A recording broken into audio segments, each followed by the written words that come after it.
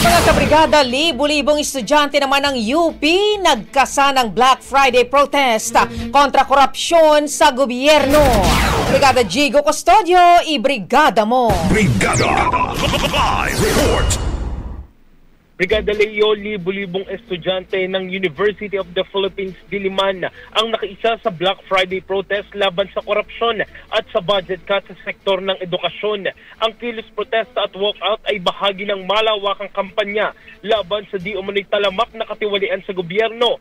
Kasunod nga yan ng issue sa maanumalyang flood control projects. Kanila rin ipinanawagan ang mas mataas na pondo para sa edukasyon.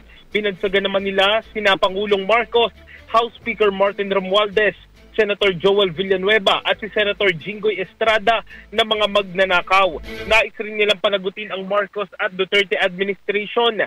Pinagbabato naman nila ng putik ang imitasyon ng building permit ng DPWH sa kanilang protesta. Matatandaan kahapon na inendorso ni UP Diliman Chancellor Edgardo Vistan ang Black Friday protest. In the heart of changing lives, ako sa Brigada Jigo Custodio ng 105.1 Brigada News of Manila, the Music News. Ang bahaging ito ay hatid sa atin ng Drive Max Coffee. Ligayang tuloy-tuloy.